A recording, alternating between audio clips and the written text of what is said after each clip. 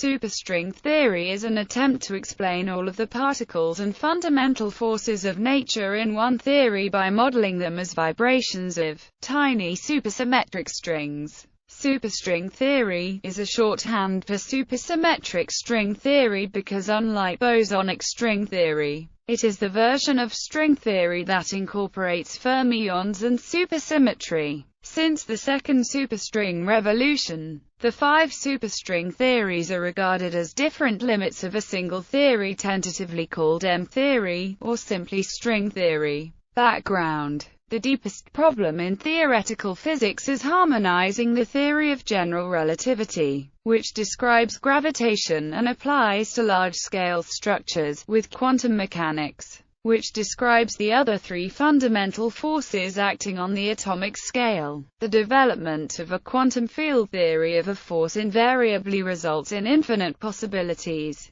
Physicists have developed mathematical techniques to eliminate these infinities that work for 3 of the 4 fundamental forces: electromagnetic, strong nuclear and weak nuclear forces, but not for gravity. The development of a quantum theory of gravity must therefore come about by different means than those used for the other forces. According to the theory, the fundamental constituents of reality are strings of the Planck length that vibrate at resonant frequencies. Every string, in theory, has a unique resonance, or harmonic. Different harmonics determine different fundamental particles. The tension in a string is on the order of the Planck force. The graviton, for example, is predicted by the theory to be a string with wave amplitude 0. History. Main article: History of string theory since its beginnings. In late 60s, the theory was developed through several decades of intense research and combined effort of numerous scientists. It has developed into a broad and varied subject with connections to quantum gravity, particle and condensed matter physics, cosmology, and pure mathematics. Lack of experimental evidence.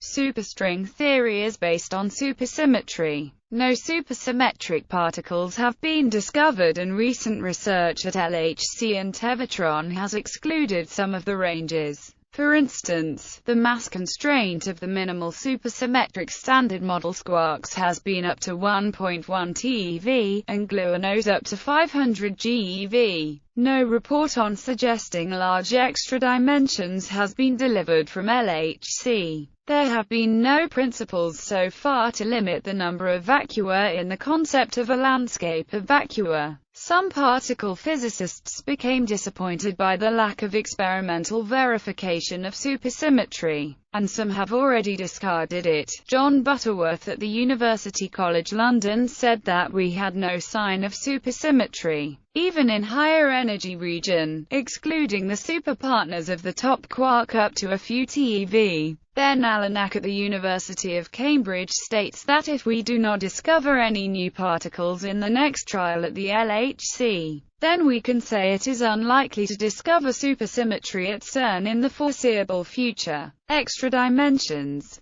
See also, why does consistency require 10 dimensions? Our physical space is observed to have 3 large spatial dimensions and, along with time, is a boundless 4-dimensional continuum known as space-time. However, nothing prevents a theory from including more than 4 dimensions. In the case of string theory, consistency requires space-time to have 10 dimensions. The fact that we see only 3 dimensions of space can be explained by one of 2 mechanisms. Either the extra dimensions are compactified on a very small scale, or else our world may live on a 3-dimensional submanifold corresponding to a Brana, on which all known particles besides gravity would be restricted. If the extra dimensions are compactified, then the extra 6 dimensions must be in the form of a Calabi manifold. Within the more complete framework of M-theory, they would have to take form of a G2 manifold.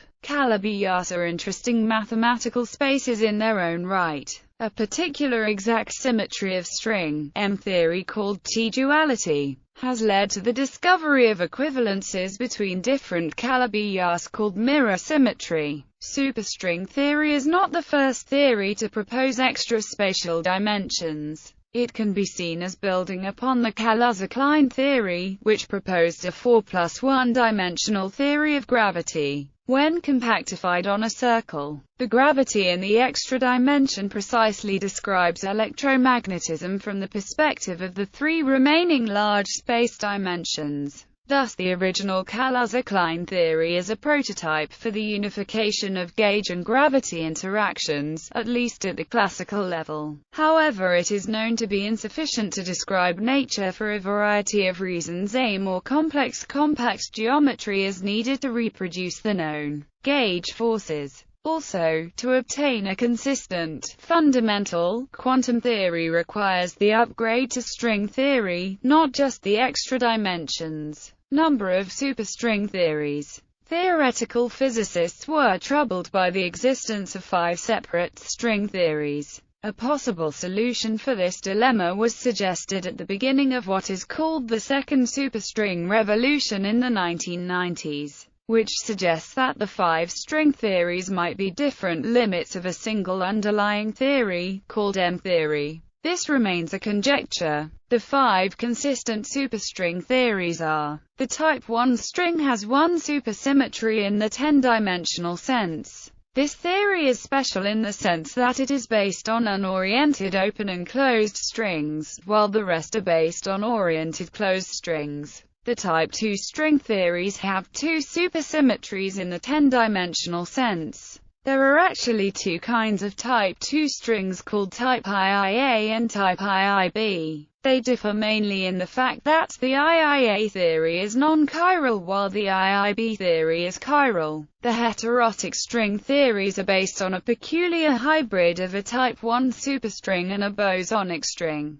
There are 2 kinds of heterotic strings differing in their 10-dimensional gauge groups: the heterotic E8 times E8 string and the heterotic SO string. Is slightly inaccurate since among the SOLI groups, string theory singles out a quotient spin, Z2, that is not equivalent to SO. Chiral gauge theories can be inconsistent due to anomalies. This happens when certain one-loop Feynman diagrams cause a quantum mechanical breakdown of the gauge symmetry. The anomalies were cancelled out via the Green-Schwarz mechanism. Even though there are only 5 superstring theories, making detailed predictions for real experiments requires information about exactly what physical configuration the theory is in. This considerably complicates efforts to test string theory because there is an astronomically high number, 10,500 or more, of configurations that meet some of the basic requirements to be consistent with our world. Along with the extreme remoteness of the Planck scale, this is the other major reason it is hard to test superstring theory. Another approach to the number of superstring theories refers to the mathematical structure called composition algebra. In the findings of abstract algebra, there are just 7 composition algebras over the field of real numbers.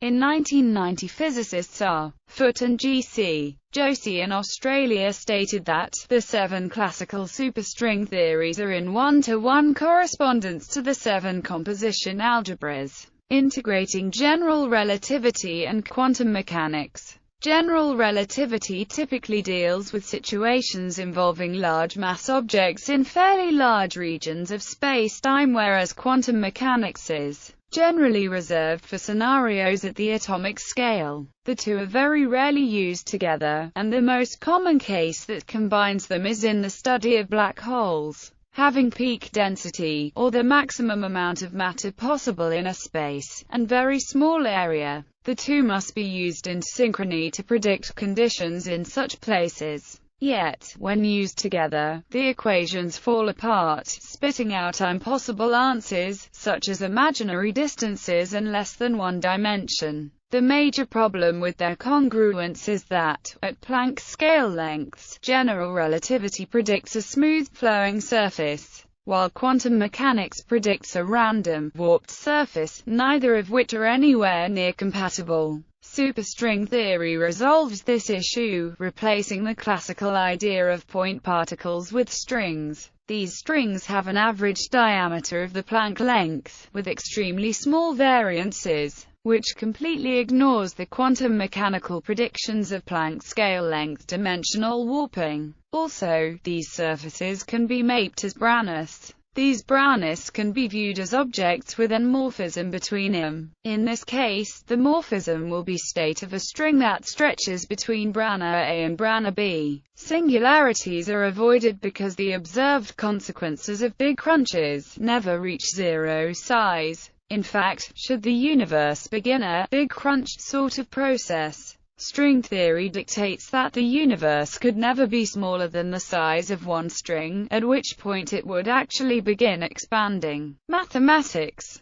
D-brownness are membrane-like objects in 10D string theory. They can be thought of as occurring as a result of a Kaluza-Klein compactification of 11DM theory that contains membranes. Because compactification of a geometric theory produces extra vector fields, the d-brownness can be included in the action by adding an extra u-vector field to the string action. In Type 1 open string theory, the ends of open strings are always attached to d-browner surfaces. A string theory with more gauge fields such as SU gauge fields would then correspond to the compactification of some higher dimensional theory above 11 dimensions, which is not thought to be possible to date. Furthermore, the tachyons attached to the d-brownness show the instability of those d-brownness with respect to the annihilation. We will consider that tachyon total energy is the total energy of the d-brownness.